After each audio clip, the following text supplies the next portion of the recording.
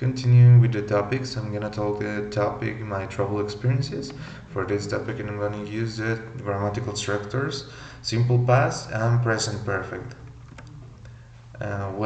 Sharing a story about past travel experiences that I have had. I'm not a person who travels a lot, but I really would like to visit many places in Mexico and also around the world. For example, this last year I traveled to Melake and it was the first time I saw the sea. And there are some photos that I'm putting here to share it with you. Mm, Now, how was my travel? We traveled by bus. We arrived in the morning. The weather was very hot. The waves were quite big. And for example, here we have some examples about how to use the verb was and the verb were. For example, the weather is an singular noun, and that's why we use the verb was. And the waves are a plural noun, and that's why we use the verb were instead of it. And also, it rained that day, the day we arrived. Now, talking about the places that I have visited and I haven't visited yet. For example, I have visited Melake, I have visited Guadalajara, I have visited León, I have visited Ciudad de Mexico, and I have visited Colima. But there are some places that I haven't visited yet and I would like to.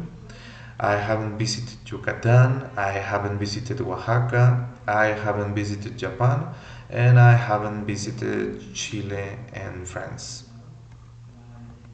Now, a little reflection about this topic. What is the most important thing you haven't learned from your travels? It's really interesting and funny to visit new places because you can get good memories of it.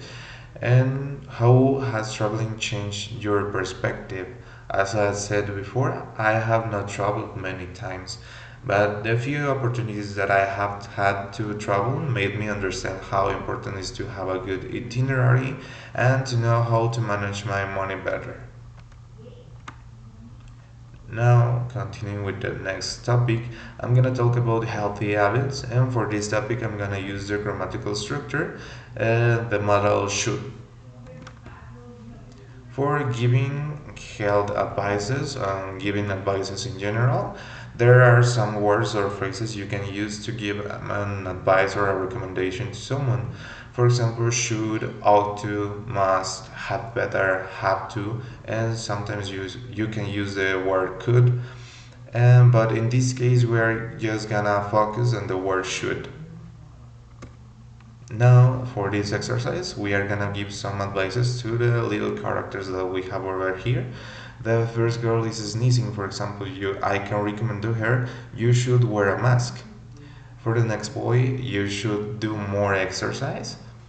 For this next girl that is looking at her phone, you shouldn't use your phone at bedtime.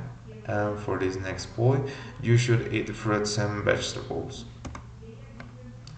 Continuing with the characters, and this guy who is drinking a soda, I will recommend to him you should drink more water. This next girl who is smoking, I will recommend to her you should stop smoking. This little character who is dirty, I will recommend to him you should take a shower.